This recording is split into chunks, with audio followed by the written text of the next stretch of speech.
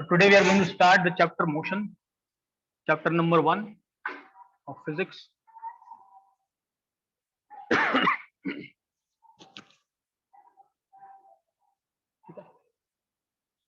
Let's quickly see इसमें हम लोग क्या क्या करने वाले हैं so that एक पिक्चर बन जाए और फिर हम लोग उस पिक्चर के हिसाब से चलते जाएंगे। हम लोगों ने पहले भी ये काम किया हुआ है। Did we do a unit map in something? अभी तक कोई नहीं किया। केमिस्ट्री का यूनिट मैप किया था, इसमें भी कर लेते थोड़ा सा। Let's quickly go through. तो मैं बिल्कुल उसी सीक्वेंस में नहीं डाल रहा हूँ, but what you will see is things like introduction, यानी कि इसमें हम देखेंगे कि मोशन क्या है, व्हाट इज मोशन।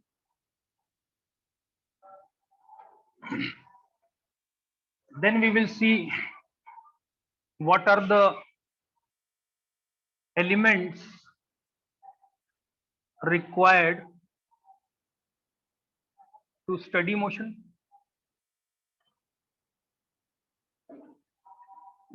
इसमें हम लोग व्हाट इज मोशन के साथ साथ थोड़ा सा कॉमा टाइप ऑफ मोशन भी देख लेंगे, types of motion. Then once we have studied the elements of motion, then we are going to talk about some important terms and concepts. Important terms and concepts, जिसमें हम बात करेंगे distance and displacement की,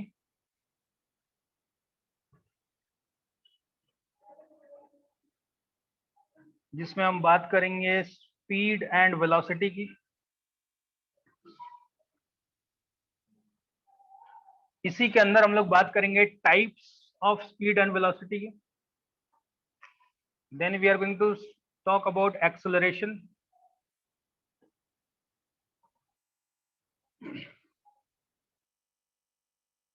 then we are going to talk, once we have understood all this, then we are going to talk about equations of motion. Equations of motion, इसमें 3 equation पढ़ेंगे हम, 3 equations of motion. Once we have done that, then we are going to see the, इधर लिख देता हूं, graphical representation of motion. Then we are going to see relation between graphs and equation of motion, or more specifically we are going to derive the equations of motion using graph. And of course इन सब में numericals होता चलेगा, इनमें भी numericals होगा, यहाँ भी numericals होगा। And then finally I think once we are done with that, then there is an introduction to circular motion. Introduction to circular motion. यहाँ पे elements required में we will talk about the concepts like origin. We'll be talking about concepts like position. We'll be talking about concepts like scalar and vector.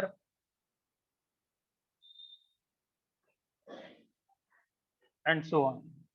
बोल रहे हो? Somebody said destination. ठीक है होता है डेस्टिनेशन। मैंने ऐसा कोई फिजिक्स नहीं पढ़ा, तुम पढ़े होगे, मुझे पता नहीं। हाँ बहुत अच्छा, ओरिजिन है तो डेस्टिनेशन भी होगा, बिल्कुल ठीक। This is what we are going to study. ये एकदम बेसिक जो लाइन आइटम्स है वो मैंने बताया। ऑब्वियसली इसके अंदर बहुत सारी बातें और होंगी, but this is what we are going to see. We are going to first understand कि मोशन क्या है और कितने टाइप के मोशन होते हैं। देन हमें समझना है कि अगर मुझे मोशन को फिजिक्स में पढ़ना है, क्योंकि मैंने कहा है कि फिजिक्स में more very important thing will be to quantify things, यानी कि नंबर डालने पड़ेंगे। अब सिर्फ मोशन बोलने से या स्पीड बोलने से या डिस्टेंस बोलने से या डिस्प्लेसमेंट बोलने से काम नहीं चलेगा। अब मुझे उसमें नंबर डालने पड़ेंगे और नंबर के साथ साथ यूनिट डालना पड़ेगा। तो यहाँ पे एक और लिख लेता हूँ मैं, what are the elements required में। यहाँ पे लिख लो फिजिकल क्वांटिटीज की बात करेंगे थोड़ा सा, फिजिकल क्वांटिटीज, और यहाँ पे बात करेंगे नंबर या magnitude as well as units की, magnitude as well as units की। Then we are going to talk about important terms. अब चैप्टर में घुसेंगे जहाँ पे हम लोग डिस्टेंस डिस्प्लेसमेंट क्या होता है, इनमें फर्क क्या है, क्यों जरूरत है दो चीजों का, स्पीड वेलोसिटी क्या है, इनकी जरूरत क्या है, एक्सेलरेशन क्या है। And then once we study, once we understand these concepts, then we will study how these concepts are used in the equation of motion. मैंने बोला था कि कोई भी चीज पढ़ने से पहले हमें उसके टर्म्स, उससे रिलेटेड चीजें समझनी पड़ेंगी, वो यहाँ तक है। एक बार ये समझ गए उसके बाद ही हम ये समझ सकते हैं, क्योंकि इक्वेशन ऑफ मोशन में इन्हीं सब चीजों को यूज किया गया है, right. Equation of motion will talk about velocity, will talk about acceleration, will talk about time, right. यहाँ पे मुझे कहीं पे टाइम भी लिख लेना चाहिए। व्हाट इज मोशन रिक्वायर्ड, यहाँ पे टाइम लिखता हूँ। So origin, position, scalar vector, यहाँ पे time, right. so only once I have understood all this, then I am going to understand equation of motion। और एक बार इक्वेशन ऑफ मोशन समझ में आया, तब उसका ग्राफ का मतलब क्या है, उसमें रिलेशन क्या है, उसको कैसे निकालेंगे, एंड फाइनली सर्कुलर मोशन क्या है वो समझ। ठीक, ये हमारा बेसिक है। चलो, सो लेट्स अंडरस्टैंड सबसे पहले व्हाट इज मोशन। और मोशन को समझने के लिए मोशन को पढ़ना क्यों जरूरी है पहला तो, और मोशन को समझने के लिए हमें क्या क्या चीजें चाहिए होंगी। First thing that you should realise by looking around you is that everything is in motion, right. अगर कोई भी चीज तुम्हें लगता है कि ये रेस्ट में है, तो सोचो कहीं ना कहीं से दिख रहा है कि वो भी चल रहा है। अगर तुम्हें लग रहा है चेयर रेस्ट पे है, ये कैमरा रेस्ट पे है, ये बोर्ड रेस्ट पे है, तो सोचो अगर तुम चांद पे चले जाओ, तो क्या ये लोग अब रेस्ट पे नजर आएंगे? ये लोग भी घूमते हुए नजर आएंगे, सब घूमते हुए नजर आएंगे, राइट। यानी कि एब्सोल्यूट रेस्ट का कोई कंसेप्ट नहीं है यूनिवर्स में। Everything is moving, and if everything is moving, then we should understand कि मोशन क्या है, तभी हम यूनिवर्स को समझने की कोशिश की शुरुआत भी कर सकते हैं। So to understand motion, to study motion, we are going to develop some concepts, ताकि हम मोशन को कॉन्क्रीट टर्म्स में बात कर सके। मोशन के लिए कॉन्क्रीट टर्म्स में बात हो, हवा में बात हो, राइट। इसीलिए साइंस में two things are going to be very very important. एक, क्या मैं उसके सामने कोई नंबर रख सकता हूँ? If I can right a number beside something, some concept, that means I know what I am talking about, right? जैसे मैंने बोला कि मैं बहुत ऑनेस्ट बंदा हूं, इस सेंटेंस को साइंस में पढ़ना मुश्किल है, क्योंकि ऑनेस्टी को तुम क्वांटिफाई नहीं कर सकते। ऑनेस्टी कितना, how honest, right. There is no way to find out how honest. I love my daughter very much, another concept जिसका कोई क्वांटिफिकेशन नहीं हो सकता, इसलिए इसको साइंस में पढ़ना मुश्किल है, right. There will be other subjects where we will study this, but इनको साइंस में पढ़ना मुश्किल है। So if I am studying something in science, जैसे मैं मोशन पढ़ने जा रहा हूँ, तो अगर मोशन पढ़ने जा रहा हूँ तो या तो मोशन के साथ मुझे कोई नंबर देना पड़ेगा या फिर मोशन से रिलेटेड जो टर्म्स है उन टर्म्स को मुझे नंबर देना पड़ेगा। जैसे मैं तुम्हें एग्जांपल दूं, 1 किलोमीटर, क्या थोड़ा थोड़ा सेंस बनता है? ये मैं किसकी बात कर रहा हूँ? डिस्टेंस की, डिस्प्लेसमेंट की। अगर मैं बोलूं 10 मीटर पर सेकेंड, तो मैं किसका बात कर रहा हूँ? स्पीड का, वेलोसिटी का। यानी कि डिस्टेंस, डिस्प्लेसमेंट, स्पीड, वेलोसिटी, ये फिर कैसे टर्म्स हो गए, कैसे क्वांटिटीज होंगे? फिजिकल क्वांटिटीज होंगे, राइट। तो फिजिकल क्वांटिटीज जो होता है, पहले मैं उसकी बात कर लूं before I get into defining motion. Physical quantities जो होता है are those quantities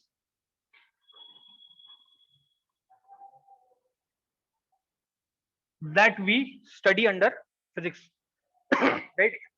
physical quantities वो क्वांटिटीज होते हैं जिनको हम फिजिक्स में पढ़ते हैं। इनमें दो तरह के क्वांटिटीज होते हैं।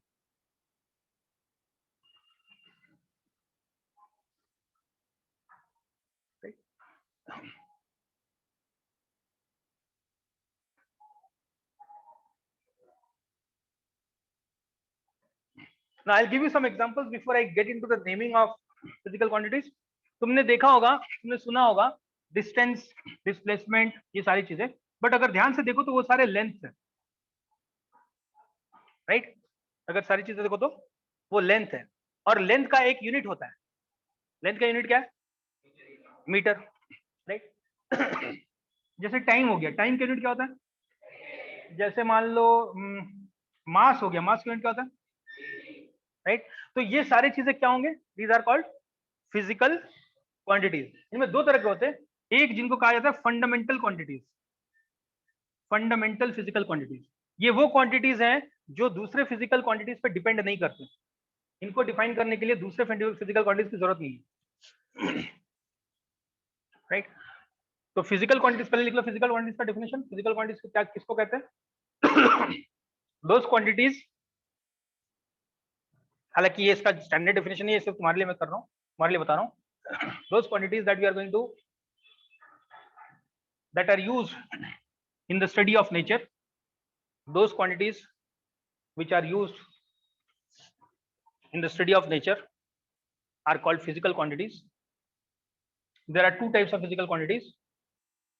पूरा पूरा स्टेटमेंट मत लिखो, ठीक है ना, just write down small statements and then जब रफ उसका फेयर करोगे तो उसमें लिख देना। देयर आर टू टाइप्स, ये चार्ट बना लेना। एक कहते हैं फंडामेंटल और एक को कहते हैं derived. One is fundamental, the other is derived. Fundamental quantities वो क्वांटिटीज है जो दूसरे क्वांटिटी पे डिपेंड नहीं करते। तो लिख लो, fundamental quantities are those quantities, fundamental quantities are those quantities which do not depend on other quantities, which do not depend on other quantities.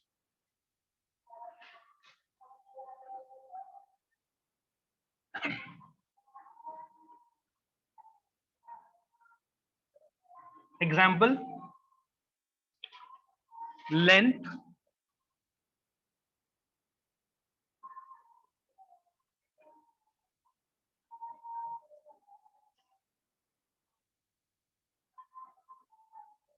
या पहले मास लिखते, मास, लेंथ, टाइम,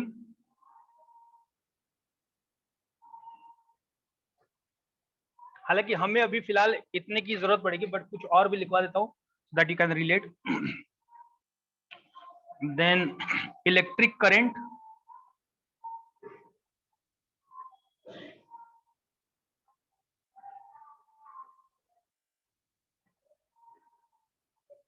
ठीक है, these are from the temperature. There are 7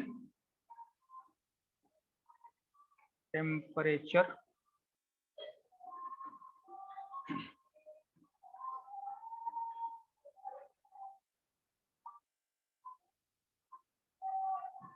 ठीक है। There are to मोर, फिलहाल तुम्हें उसकी जरूरत नहीं पड़ेगी। एक है luminous intensity, you don't need to write this, if you want you can. There are 7, ठीक है, देयर आर 7 फंडामेंटल क्वांटिटीज। तो लुमिनस इंटेंसिटी, और एक होता है क्वांटिटी ऑफ मैटर, इसको लिख लो, quantity of matter, quantity of matter.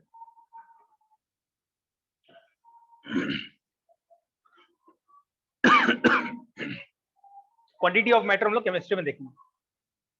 So since these are fundamental, they do not depend on any other quantities, और इन सब क्वांटिटीज का एक यूनिट है। जैसे मास का यूनिट होता है केजी, जैसे लेंथ का यूनिट है मीटर, जैसे टाइम का यूनिट है सेकेंड, जैसे इलेक्ट्रिक करंट का यूनिट है एम्पियर, जैसे टेम्परेचर का यूनिट है kelvin, right. Quantity of matter का यूनिट है मोल, और लुमिनस इंटेंसिटी का होता है candela, again not required for you. इसके अलावा जितने भी क्वांटिटीज होते हैं वो सारे होते हैं डिराइव क्वांटिटीज। जैसे मान लो स्पीड, जैसे मान लो वेलोसिटी, जैसे मान लो फोर्स, जैसे है मोमेंटम, जैसे है वर्क,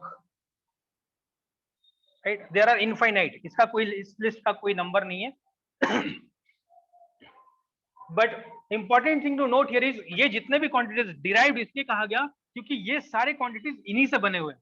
अगर देखो स्पीड जो होता है, स्पीड होता है displacement by, sorry distance by, तो डिस्टेंस जो है वो क्या है, लेंथ है, distance is, and time is time. तो यानी कि ये किन किन चीजों पे डिपेंड कर रहा है, लेंथ और टाइम पे। क्या इन पे डिपेंड किया? सोचो अगर फोर्स की बात करूं, फोर्स होता है मास इंटू एक्सेलरेशन, पढ़ोगे अगले चैप्टर में, मास इंटू एक्सेलरेशन, और एक्सेलरेशन होता है वेलोसिटी बाई टाइम, पढ़ोगे ना, और वेलोसिटी है लेंथ बाई टाइम। तो क्या फिर से मास, लेंथ और टाइम पे डिपेंड कर रहा है? तो देखो मास, लेंथ और टाइम पे depend. So everything that you will write here will somehow be dependent on one or more of the fundamental quantities. Clear है? ठीक। नाउ दिस क्वांटिटी, ये जो तुम्हें यूनिट यहाँ पे लिखा है, इन यूनिट्स को कहा गया, इन यूनिट्स के पीछे भी कुछ कहानी, उसकी भी चर्चा कर लेते फटाफट।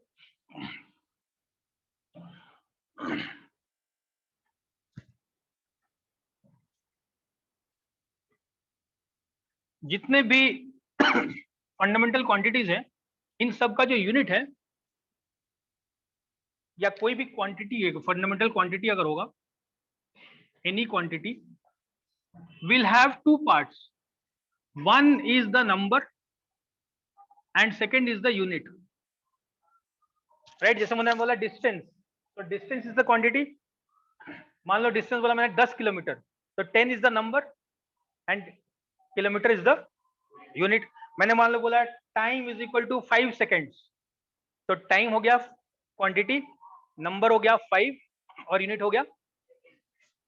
क्या ये इंपॉर्टेंट है? इसका मतलब कि हर क्वांटिटी का एक यूनिट होना चाहिए, बिना यूनिट के उस क्वांटिटी का कोई सेंस। अगर मैं बोलूं जाओ 10 चावल लेके आओ, तो क्या 10 चावल का कोई सेंस होगा? तुम्हें नहीं समझ में आएगा कि मुझे 10 चावल लेके आना है, कि 10 ग्राम चावल लाना है, कि 10 किलो चावल लाना है, कि 10 क्विंटल चावल लाना है, राइट? आई होप ये नहीं समझोगे कि आप मुझे 10 मीटर चावल लाना है, right? So every quantity will need to have a unit. अब यूनिट के सिस्टम जो है वो पुराने जमाने से बहुत सारे चले आ रहे हैं, right? There are multiple unit systems that have come across. उसमें से जो सबसे इंपॉर्टेंट था वो था एमकेएस यूनिट सिस्टम, ठीक है? एक था एफपीएस, एक था एमकेएस, और एक था CGS. So these are three system of units, systems of units, जो पुराने जमाने से चला आ रहा था।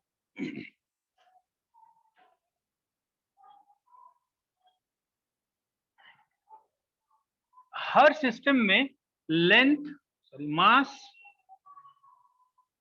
लेंथ और टाइम को मेजर करने का अलग अलग यूनिट बना के रखा गया था।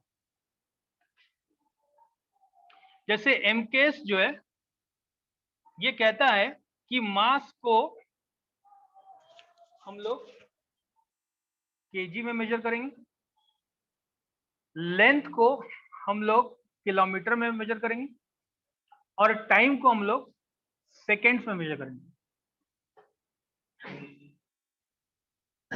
सीजीएस कहता है कि मास को हम लोग ग्राम, जी फॉर ग्राम में मेजर करेंगे, लेंथ को हम लोग सी फॉर सेंटीमीटर में मेजर करेंगे, और टाइम को हम लोग सेकेंड में मेजर करेंगे। एक ब्रिटिश रूल भी था, ब्रिटिश सिस्टम भी था जो एफपीएस था, which was P for pound, so mass was measured in pound, F was for feet, and S was again for second.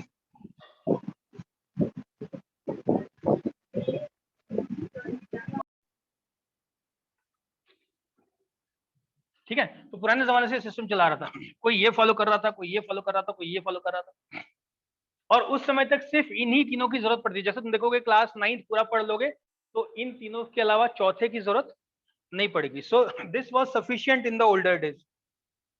Then people started to realise कि इन तीनों के अलावा भी कुछ और भी फंडामेंटल फिजिकल क्वांटिटीज हैं। कितने मिले? 7, राइट? तो लोगों ने कहा कि एक काम करते हैं, let's form an international community, और सब मिलकर डिसाइड करते हैं कि कौन से यूनिट सब लोग फॉलो करेंगे, राइट? और उसी सिस्टम का नाम दिया गया SI system, system of international units. हालांकि उसका कुछ आई बिलीव फ्रेंच नेम है।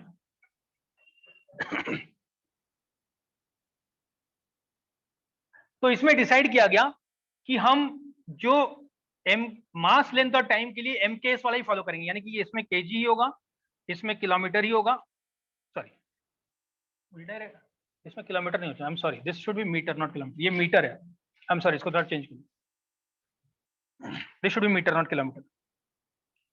तो मास के लिए केजी ही होगा,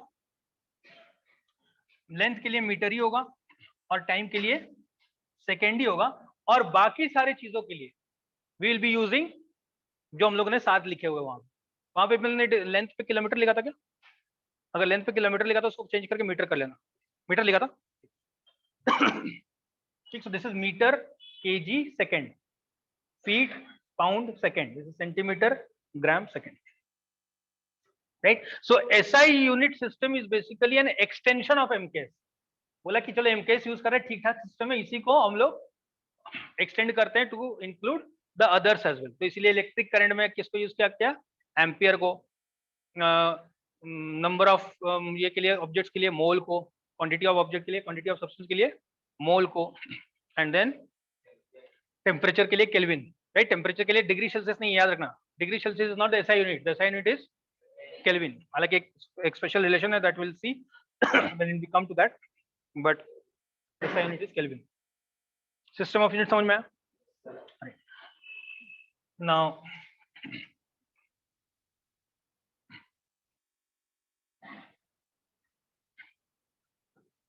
this follows the metric system, right?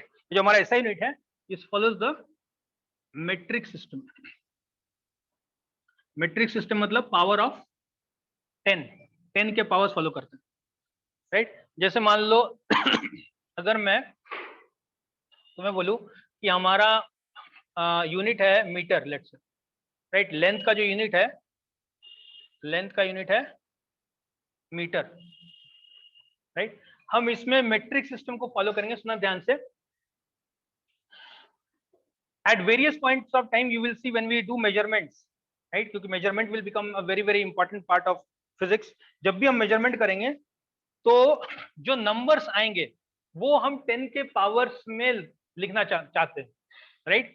जैसे मान लो मैं बहुत छोटा चीज मेजर कर रहा हूं, तो मान लो मेरा यूनिट होगा या मेरा जो नंबर होगा वो 10⁻⁹ के रेंज में होगा, या फिर 10⁻⁻6 के रेंज में होगा, या फिर 10⁻⁻3 के रेंज में होगा, या फिर 10⁻⁻2, या फिर 10⁻⁻1, या फिर 10⁻1, या फिर 10⁻0, या फिर 10⁻1, यहाँ पे लिख लीजिए 10⁻1, 10⁻2, 10⁻3, 10⁻6, 10⁻9, एटलीस्ट इतना। These numbers are going to come very frequently when we talk about or when we do physics या फिर इनफैक्ट इन जनरल साइंस। तो क्योंकि इतना फ्रीक्वेंटली ये नंबर्स आने वाले, तो हमने इन नंबर्स को नाम दे दिया। We have given names to these numbers. 10⁻⁻9 is called nano, not the car. 10⁻⁻9 जो नंबर है, that number is called nano. 10⁻⁻6 is called micro. 10⁻⁻6 is called micro. 10⁻⁻3 is called milli, MILLI. 10⁻⁻2 is called centi. ये number का नाम है। 10⁻⁻1 का नाम है deci. 10⁻1 का नाम है डेका। 10⁻1 पहले कैसे आ गया जी? 10⁻0 होना चाहिए। 10⁻0 is simply 1, which is the unit. 10⁻1 is deca. 10⁻2 is kilo, milli, centi, decimetre. कुछ छोड़ रहा हूँ क्या? 10⁻,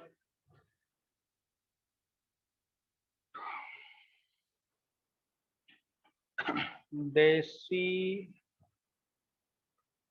हेक्टो, HECTO, हेक्टो, और ये है kilo.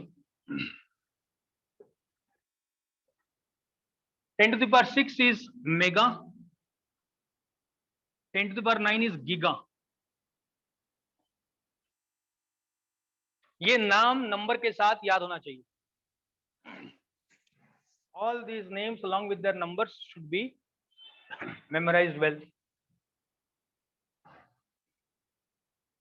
right? So nano, micro, milli, centi, deci, इसको ध्यान में रखने की जरूरत नहीं है. Deka, hecto, kilo, mega. इसमें देखो तो 10 to the power -9 है, इधर भी 10 to the power 9 है, 10 to the power -6 है, इधर भी 10 to the power 6 है, 10 to the power -3 इधर भी 10 to the power 3 है, फिर -2, 2 and 1, तो 5 इधर के 5 उधर. Now how are these numbers going to be useful, or are we going to play around with these numbers? सुना ध्यान से. मान लो, सुना ध्यान से, मान लो हमारे पास ये मीटर स्टिक है, दिस इज 1 मीटर. हमने डिसाइड कर लिया, मैंने और तुमने, कि आज से ये जो लेंथ है इसको हम कितना बुलाएंगे, 1 मीटर. ये हमारे और तुम्हारे बीच का कन्वेंशन है, अंडरस्टैंडिंग है. अब मान लो मुझे इसको मेजर करना है. अगर मुझे इसको मेजर करना है तो ये बहुत अच्छा मेजरिंग इंस्ट्रूमेंट होगा कि या इसको अगर मैं 100 टुकड़ों में डिवाइड कर देता और एक एक टुकड़ा इतना आता, तो मैं इसको बोलता कि पूरे मीटर को अगर 100 टुकड़ों में डिवाइड कर दो तो ये 2 के लगभग है. क्या ये बेटर मेजरमेंट है इसका, राइट? तो हमने जब 100 टुकड़ों में डिवाइड कर दिया तो इसका मतलब हमने क्या किया, उसको 10 to the power -2, 10 to the power -2 कितना था, now you know, 10 to the power -2 is 1/100 होता है जी. यानी कि मैंने एक मीटर को कितने पार्ट में डिवाइड कर लिया, तो जो एक पार्ट बना उसका नाम क्या रहा, सेंटीमीटर. यही होता है 1 सेंटीमीटर. जो तुम बोलते हो 1 सेंटीमीटर, 1 सेंटीमीटर वहीं से आता है नाम. अगर मैंने इसी 1 मीटर को 1000 टुकड़ों में डिवाइड कर लिया होता तो जो एक एक टुकड़ा बनता वो होता 1 मिलीमीटर. तो जो तुम 1 mm मेजर करते हो वो 1 मीटर को कितने टुकड़ों में तोड़ दिया गया है.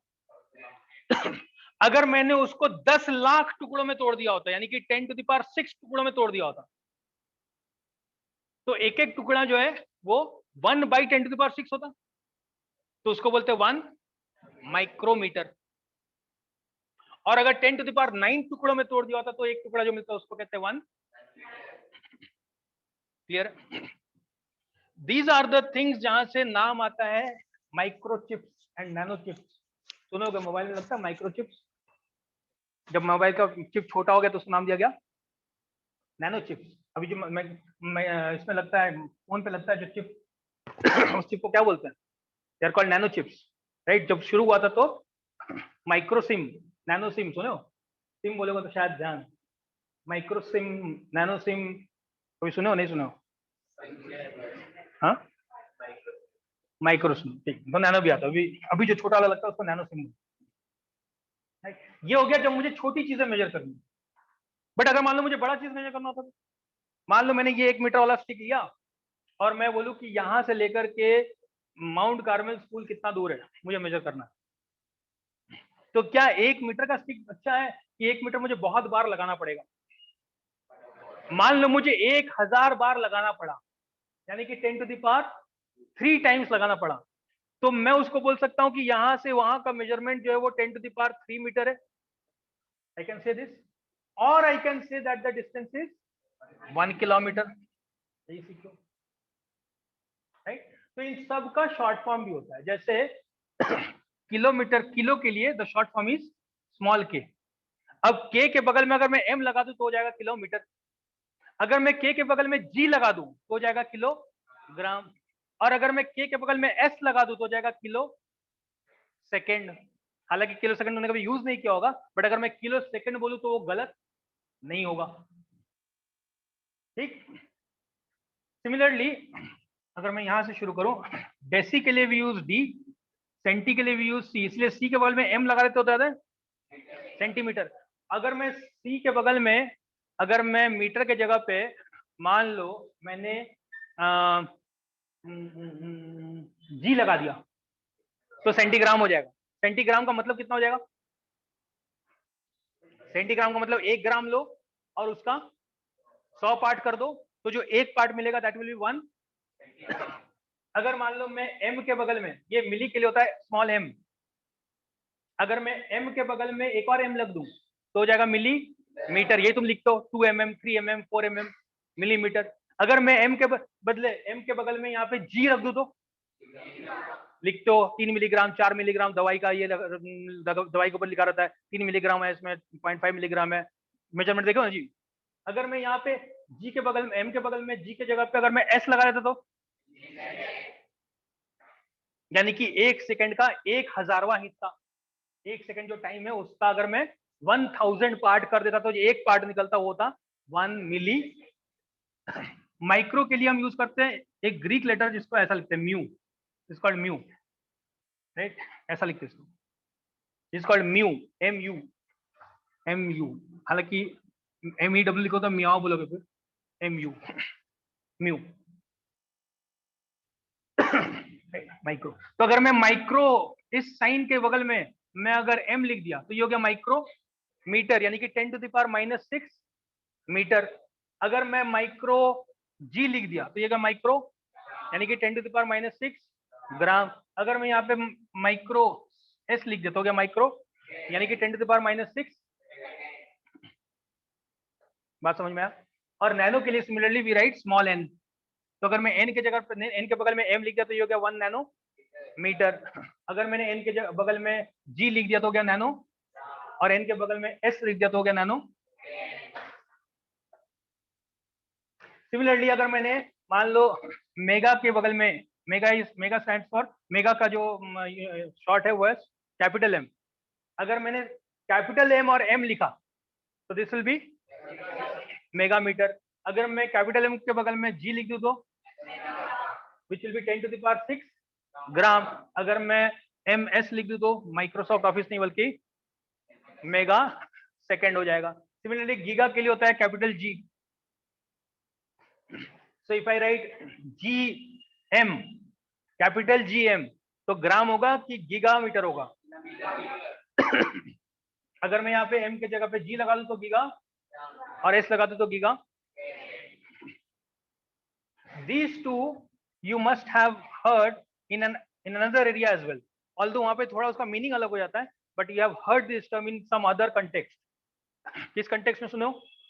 कंप्यूटर के एरिया में, राइट? किलोबाइट, मेगाबाइट, गीगाबाइट, ये यही है, राइट? ऑल्दो वहां पे 10 का पावर नहीं होता बल्कि 2 का पावर होता है, क्योंकि वो बाइनरी सिस्टम है, राइट? तो the numbers are not actually same, but context यही है, राइट? तो वहां पे किलोबाइट जो है, मेगाबाइट जो है, और गीगाबाइट जो है वो 2 के पावर में, राइट?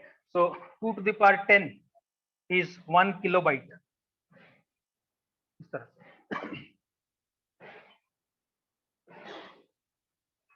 राइट? और 2 टू द पावर 10 होता है 1024, तो 1024 बाइट्स होते हैं उसमें।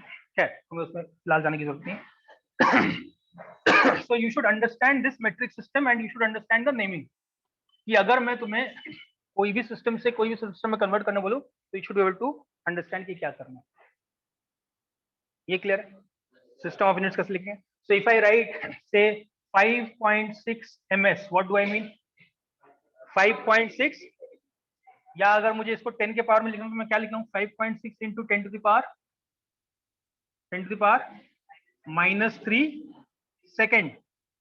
मिली तो नहीं लिख सकता, मिली इसके बाद मिली लिखा तो फिर मतलब ही चेंज होगा। मिली मतलब एक और 10 टू द पावर -3, मिली के बदले ही मैं ये 10 टू द पावर -3 लिख रहा हूं, 10 टू द पावर -3 के बदले ही मैं मिली लिख रहा हूँ, right? So these two are equal. ये या तो ये बोल लो या तो ये बोल लो, दोनों बात बराबर है। नाउ यू कैन सी कि कौन सा कन्वीनियंट है, which is convenient.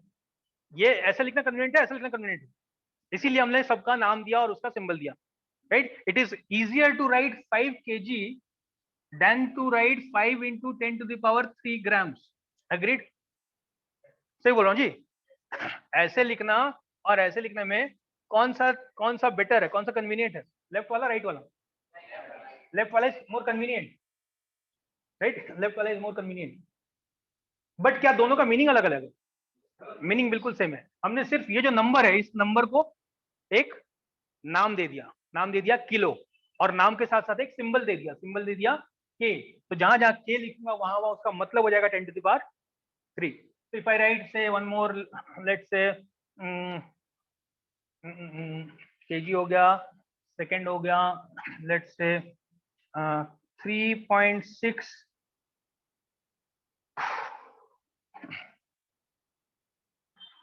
dm, can be written as 3.6 into 10 to the power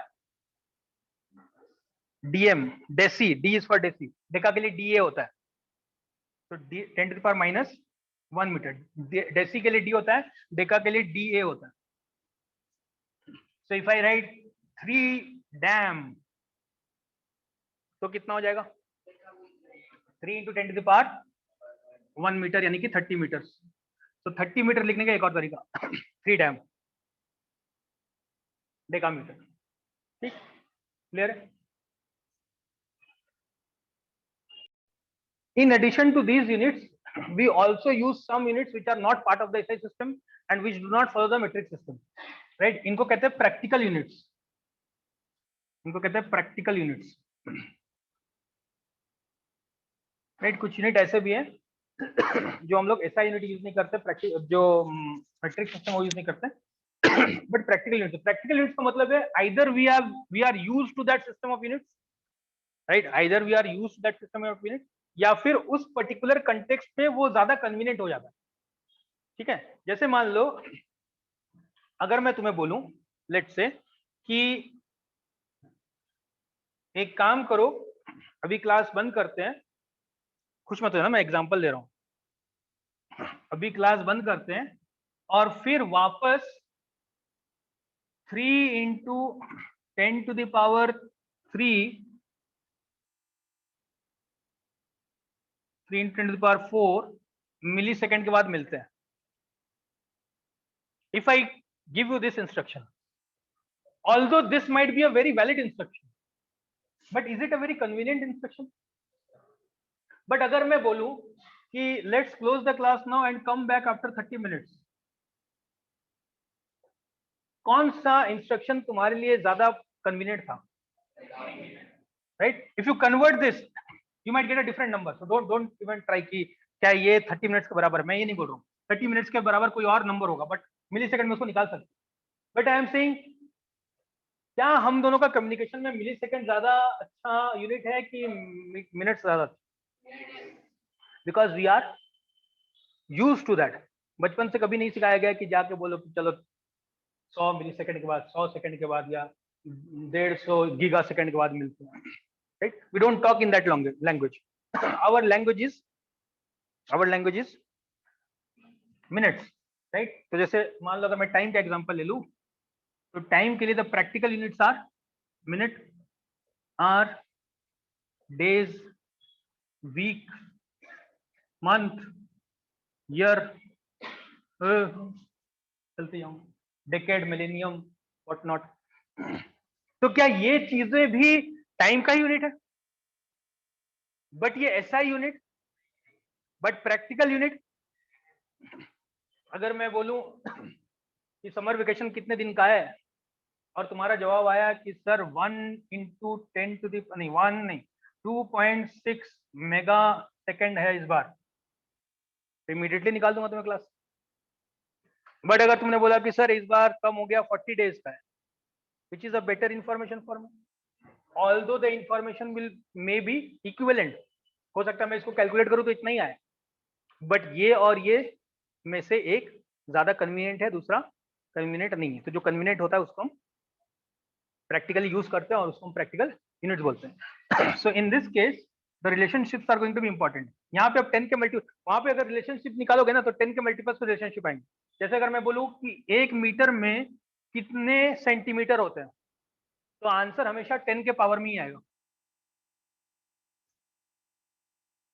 right? 1 metre is how many centimetre? 100 centimetre. अगर मैं बोलूं 1 मीटर में या 1 किलोमीटर में कितने मीटर होते हैं, क्या हमेशा 10 के पावर में ही आंसर आ रहा है? इसीलिए उसको मेट्रिक सिस्टम बोला गया, क्योंकि हमेशा जब कन्वर्ट करोगे तो 10 के पावर में ही आंसर आएगा.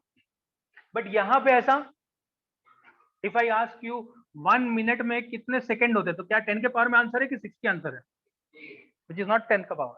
अगर मैं बोलूं कि 1 आवर में कितना मिनट है, अगर मैं बोलूं 1 आवर में कितने सेकंड है, if you look at all these numbers, क्या ये 10 के पावर है? ये 10 के पावर नहीं. So this is a non metric system, while this is a metric system. तो हमने जो लिखा milli, centi, decimeter, kilo, hecta, hecto, deca, giga, ये सारा कौन सा सिस्टम है? कौन सिस्टम है? सो मत रे दिलान, घर पे तो सोता ही रहता है, यहाँ पे थोड़ा पढ़ ले, रिकॉर्ड में भी आ गया। पापा को दिखाना जाके कि आज मुझे नोबेल प्राइज मिला, सो रहा था मैं क्लास में। हाँ जी, ये कौन सा सिस्टम है? मैट्रिक्स सिस्टम है। जब भी कन्वर्ट करोगे तो आंसर किसके पावर में आएगा? For example if I ask you कि बताओ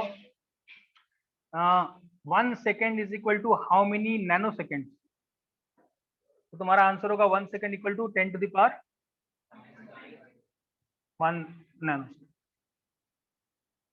right? 1 nanosecond is equal to 10 to the power -9, but answer आया किसके पावर में? So the answer will always be in 10 का power. At some point of time we will also see how to convert. आज हमें उसकी चिंता फिलहाल करने की जरूरत नहीं है। Now ये हो गया टाइम के प्रैक्टिकल यूनिट्स। कुछ प्रैक्टिकल यूनिट्स मास के भी लिख लेते हैं। मास का प्रैक्टिकल यूनिट क्या होता है? हालांकि टाइम का जनरली में यूज करते हैं। मास का क्या क्या होता है? Have you heard quintal?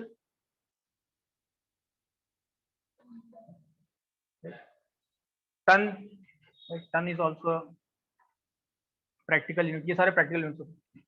Then length का प्रैक्टिकल यूनिट, लेंथ का भी कुछ प्रैक्टिकल यूनिट होता है। Hectare is area. जैसे अगर मान लो मैं तुम्हें बोलूं कि यहां से लेकर के जो अगला तारा है, द नेक्स्ट स्टार, उसका डिस्टेंस कितना है? If you right that distance you will see that there will be 10 and then there will be a huge number of zeros after that, right? तो ऐसे बड़े बड़े डिस्टेंसेस को लिखने के लिए हमने एक यूनिट बनाया, इसको कहते हैं लाइट ईयर। तो लाइट ईयर जो है वो टाइम का यूनिट है कि डिस्टेंस का यूनिट है? ऑल्दो इसमें ईयर है, बट ये टाइम का यूनिट, ये डिस्टेंस का यूनिट है। लाइट ईयर कितना होता है? What is the meaning of light year? Light का स्पीड कितना है?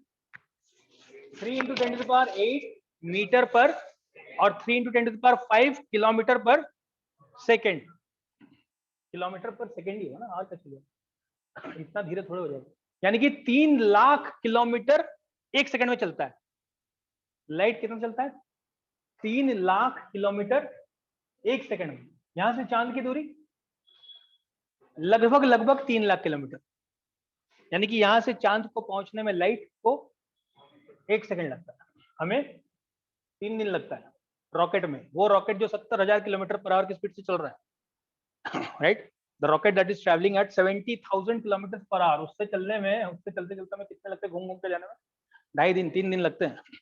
और लाइट को कितना लगा? 1 second.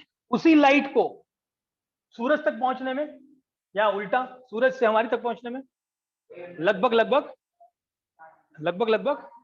8 minute some second, right? I think 8 minute 14 second 30 second, 8 minute का समय लगा। तो 8 मिनट तक कितने स्पीड से लाइट चलता रहा? 3 लाख किलोमीटर पर।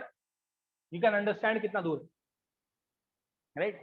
Now you take the same distance and you take the same understanding and think कि अगले तारा तक अगर मैं यहां से मान लो एक टॉर्च जलाऊं, राइट? और हमारे अगले तारे पे अल्फा सेंटोरी पे मैंने जो एक मेरा एक भाई है, तो मैं उसको टॉर्च दिखाऊं यहां से, तो मैंने आज टॉर्च दिखाया, तो उसको मान लो अगर किसी तरह से वो लाइट वहां पहुंचा, तो कितनी दिन बाद वहां पे वो लाइट पहुंचेगा?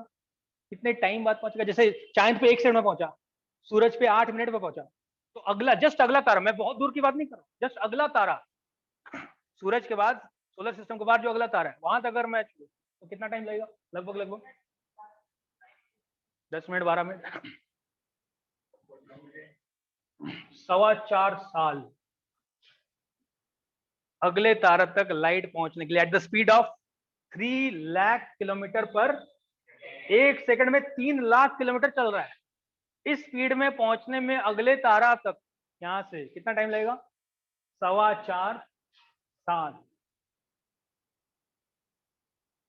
ठीक, now you can understand how big a universe we are living in. अभी तक तो यूनिवर्स की बात ही नहीं की, तो हमारे गैलेक्सी की बात, फिर गैलेक्सी से बाहर चले जाएंगे और फिर ब्रह्मांड के छोर तक। लाइट ईयर समझ में आया? ये समझ में आया कि लाइट ईयर क्यों इंपॉर्टेंट है। अब सोचो वो डिस्टेंस को अगर मैं किलोमीटर में लिखूं या मीटर में लिखूं तो कितने जीरो लगाने पड़ेंगे, पूरे दुनिया की कॉपी खत्म हो जाएगी जीरो लिखते लिखते, right? But if I state it in light years, what will I say? Light, what is the distance between Earth and Alpha Centauri? 4.3 light years, काम खत्म। 4.3, which will mean that अगर light 4.3 years चलता रहता कितने speed से? 3 lakh kilometre पर, तो हम कहां पहुंच जाते? That's why it's a unit of distance and not time. Practical unit समझ में आया पक्का सब लोग?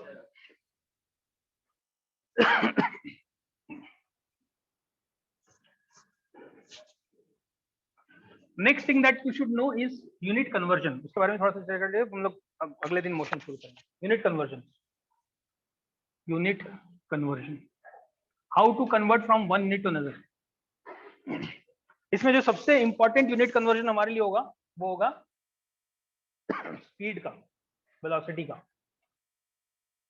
So before I get here let me quickly see कि क्या तुम डिस्टेंस और टाइम वगैरह कर सकते हो। I'll write this again once more. 10 to the power minus 9 था nano second, 10 to the power minus 6 था micro second, micro, 10 to the power minus 3 था मिली, 10 to the power minus 2 था deci, senti, 10 to the power minus 1 था deci, 10 to the power यहाँ पे लिख दो, 10 to the power 1 था डेका, 10 to the power 2 था हेक्टो, 10 to the power 3 था kilo, and 10 to the power 6 था mega, and 10 to the power 9 था giga.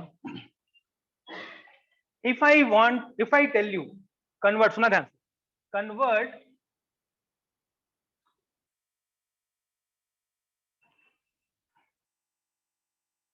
One kilometre into micrometre, यानी कि मैं पूछ रहा हूं कि 1 किलोमीटर में कितने माइक्रोमीटर होंगे। How will you do?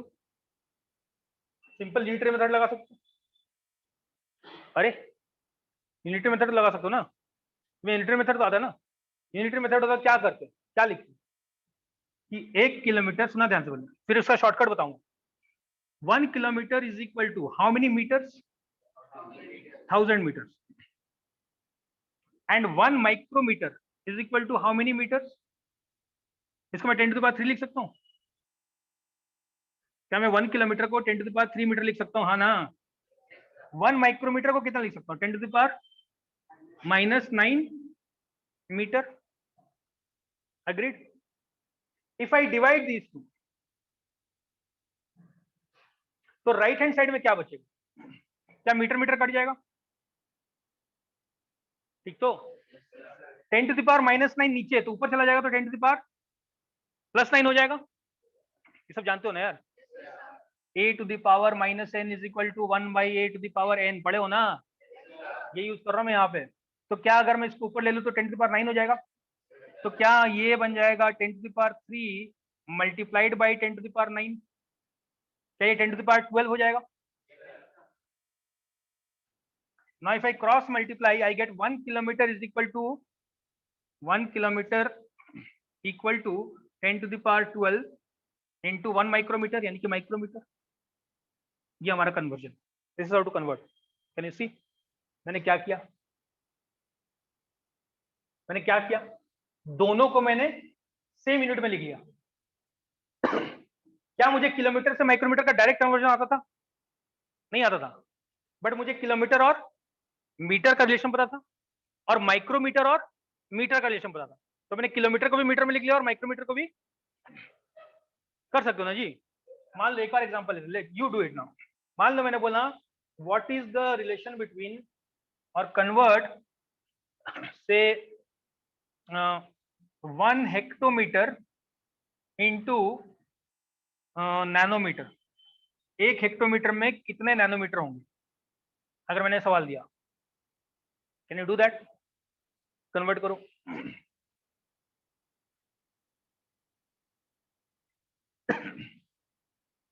ये सब सीख लो। देखो मैं फिर से बोल रहा हूँ, ये स्कूल में नहीं सिखाया जाएगा, ये तुम्हारी किताब में भी अभी नहीं मिलेगा, बट ऐसी चीजों में फंसते रहोगे फिर, इसलिए इनको निकाल लो अपने डाउट की दुनिया से। बोलो कैसे करूं? 1 hectometre is how much? 10⁻² meters, and 1 nanometer 10⁻⁻9 metre. क्या दोनों को डिवाइड कर दूं? अगर इधर डिवाइड किया तो ये मीटर मीटर कट गया, -9 ऊपर चला गया तो +9 हो गया, इधर 2 है, 2 + 9 हो जाएगा 10⁻11। Agreed? so this whole thing becomes 10⁻। इधर कोई यूनिट बचा क्या? अगर मैं क्रॉस मल्टीप्लाई करूं तो I get 1 hectometre is equal to 10⁻11 multiplied by 1 nanometre. 1 nanometre को मैं नैनोमीटर में लिख सकता हूं, तो दिस इज 10⁻11 नैनोमीटर। तो दिस इज 10⁻11। क्लियर है? कर लोगे? इसका सिंपल तरीका सुनना, एकदम सिंपल, एकदम सिंपल। ये समझाने के लिए था कि कैसे कर सकते हो, अगर भूल गए तो कैसे करोगे। But I am saying look at this. मान लो मुझे पहला वाला लेता हूं, किलोमीटर से बोला गया, किसमें बोला गया था? माइक्रोमीटर में। ये पूछा गया ना पहला सवाल, पहला सवाल हम नहीं किया ना। किलोमीटर का हमें किलोमीटर से माइक्रोमीटर में करना है। किलोमीटर का पावर कितना है? किलोमीटर का पावर कितना है? पहले तो मुझे बताओ, क्या यहाँ पे जो भी आएगा 10 का पावर आएगा? ये हम देख चुके हैं, जो भी आएगा 10 का। किलोमीटर का पावर जिससे हमें कन्वर्ट करना है उसका पावर 3, इसको मैं यहाँ पे लिख रहा हूँ ब्रैकेट में 3। माइक्रोमीटर का मैं -6 लिखने से पहले एक माइनस साइन ऐसे लिखूंगा, माइनस, और फिर लिखूंगा जो भी उसका पावर है -6। तो this will give you 10⁻9 micrometre. देखो यही आंसर था। फिर से बोल रहा हूँ, फिर से बोल रहा हूँ, एक बार और साथ दोगे? मान लो मैंने बोला convert 1 decimetre into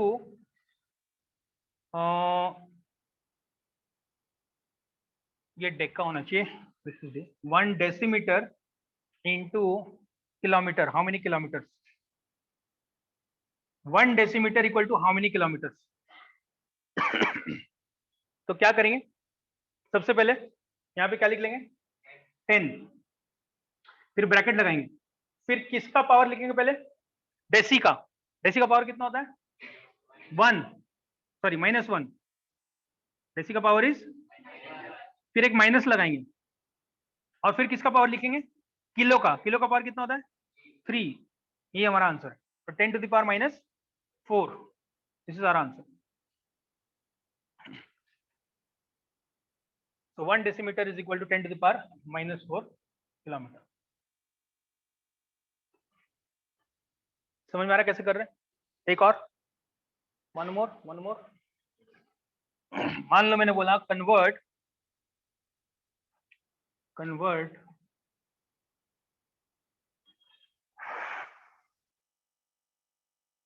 1 megasecond into how many centiseconds? 1 megasecond equal to how many centisecond? Convert 1 megasecond into centisecond. क्या करेंगे? सबसे पहले 10 को, फिर ब्रैकेट, किसका पावर लिखेंगे? मेगा का। मेगा का पावर कितना है? 6, माइनस, फिर किसका पावर लिखेंगे? सेंटी का। सेंटी का पावर कितना है? -2, तो -2। तो 6 माइनस -2 इज 6 + 2 दैट इज, ये हमारा आंसर। तुम नॉर्मल प्रोसेस भी करके देख सकते हो। अगर नॉर्मल प्रोसेस करते हो क्या करते हैं? 1 megasecond equal to 10⁻6 second, and 1 centisecond equal to 10⁻⁻2 second. फिर डिवाइड करते हैं, तो डिवाइड करते हो क्या आता है? 10⁻, अरे वही आता ना। तो वही तो कर रहे हैं हम पहले 6 लिख ले रहे हैं। यहाँ पे पहले क्या लिखा था? यहाँ पे पहले लिख लिया था 6, जो कि मेगा का था, और फिर माइनस लिखा था, क्यों माइनस, क्योंकि नीचे माइनस, और फिर माइनस। ये तो कर रहे थे, तो कर यही रहे हैं। लेकिन एक बार समझ गए तो फिर बार बार इतना लिखने की जरूरत, अब माइंड में भी कर सकते हो। You don't have to write anything, think about it. अगर मैं बोलूं पेन पेंसिल मत लगाना, बिना पेन पेंसिल लगाए मेरे साथ साथ दोगे? अगर मैं बोलूं 1 microsecond equal to how many nanoseconds? 1 microsecond equal to how many nanoseconds? पहले आराम से कर, हड़बड़ी नहीं. गलत आंसर देखो, गलत आंसर मत देना. 2 सेकंड ले लो लेकिन सही आंसर दो. 1 microsecond equal to how many nanosecond? सबसे पहले क्या 10 का पावर लगा लेंगे, फिर माइक्रो का पावर लगाएंगे. माइक्रो पावर है, फिर माइनस लगाएंगे और फिर -9. तो -6 माइनस -9, क्या 9 - 6 हो जाएगा? यानी कि 3 हो जाएगा. तो क्या 10 टू द पावर 3 हो जाएगा? यानी कि 10 to the power 3 nanosecond is equal to 1 microsecond kilometre. ठीक, एक और मन मन में बिना कॉपी पेन लगाए.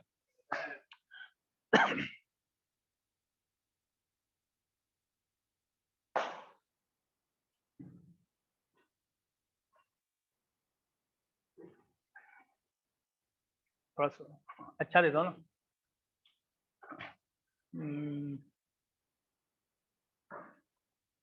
1 किलोग्राम नहीं,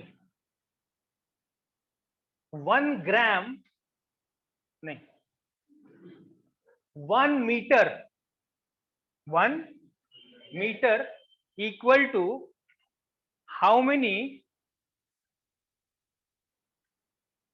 किलोमीटर? ये तो रट के बोल दिए.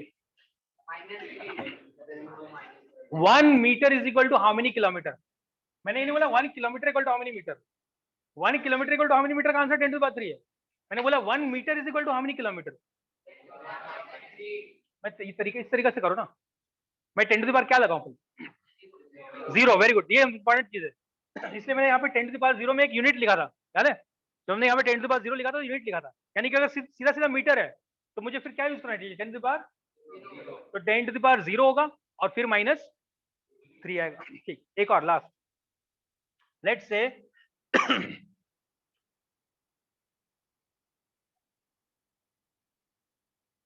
बिना पेन पेंसिल लगाया 3.6 microsecond is equal to how many decasecond? बिना पेन पेंसिल लगाए 3.6 microsecond equal to how many decasecond? पहले मुझे बताओ 3.6 को कुछ टच करना चाहिए क्या मुझे? नहीं, because I can write this as 3.6 multiplied by 1 microsecond. लिख सकते हैं यार ऐसा. तो मुझे ये तो कन्वर्ट करना आता है. अगर मैं इसको कन्वर्ट करूंगा तो ये 3.6 में कुछ कन्वर्ट होगा क्या? तो this the answer will be 3.6 multiplied by something. अब मुझे 1 माइक्रोसेकंड को कन्वर्ट करना है. 1 माइक्रोसेकंड को मैं कन्वर्ट करूँ 10 टू द पावर कितना आएगा? माइक्रो है -6 और डेका है प्लस, तो -6 माइनस +1 यानी कि माइनस.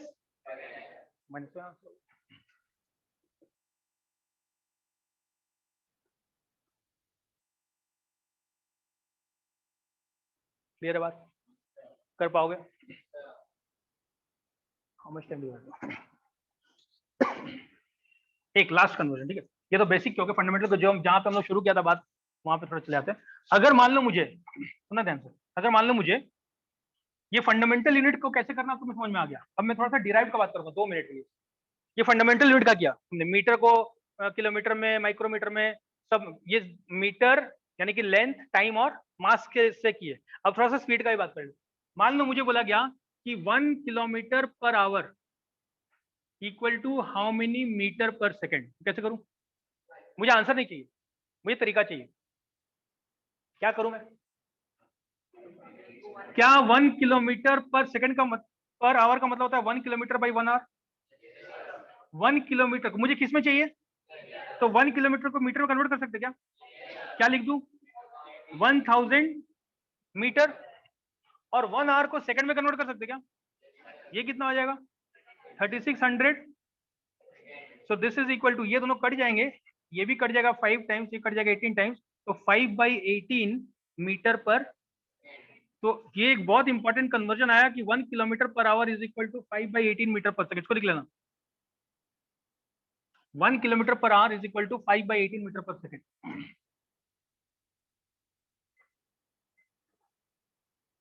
ये हमारे बहुत काम का है.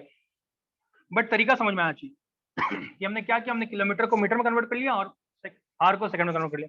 इसी का उल्टा अगर करना होता, मान लो मुझे पूछा होता कि 1 metre per second is equal to how many kilometre per our.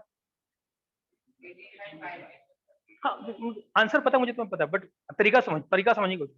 अगर मुझे ये बोला जाए तो मैं क्या करूँ, क्या मैं 1 मीटर पर सेकंड कर सकता हूँ कि ये 1 मीटर बाई 1 सेकंड है, बट मुझे मीटर में चाहिए, किलोमीटर में चाहिए। तो अगर मुझे 1 मीटर को किलोमीटर में कन्वर्ट करना है, क्या अभी अभी सीखा है, क्या लिख दी, 10⁻³ किलोमीटर। और क्या 1 सेकंड को आर में भी कन्वर्ट कर सकते हैं। अगर 3600 second is equal to 1 hour, ये तो सब जानते हो ना, 3600 सेकंड इक्वल टू, तो 1 second will be equal to, तो क्या इसमें मिल सकता है 1/3600 hour, 1 second is equal to 1/3600 hour. तो क्या किलोमीटर पर आवर में आ गया। अब मुझे सिर्फ इसको सॉल्व करना है, चलो इसको सॉल्व करते हैं। क्या ये ऐसा लग रहा है A/B/C, तो क्या मैं इसको लिख सकता हूं, दिस इज इक्वल टू 10⁻³ मैंने ऊपर ही छोड़ दिया, किलोमीटर पर आवर को अलग से ही लिख दिया, और यहाँ 3600 ऊपर चला जाएगा, अगर ये B/C है तो C ऊपर चला जाएगा, तो 3600 ऊपर चला गया, तो मैंने कि मैं सोचता हूँ 3600 into 10⁻³ if you multiply that what you get, 10⁻³ का मतलब है डिवाइडेड बाई 1000। अरे 10⁻³ का मतलब डिवाइडेड बाई, यही तो है ना। तो क्या ये कट जाएगा, ये कट जाएगा, ये कट जाएगा, अल्टीमेटली क्या मिलेगा 18 बाई किलोमीटर पर। इसीलिए 1 metre per second is equal to 18/5 kilometre per hour. Very very important दो कन्वर्जन, ये याद तो रहना चाहिए, लेकिन कैसे आया ये भी समझ में आना चाहिए।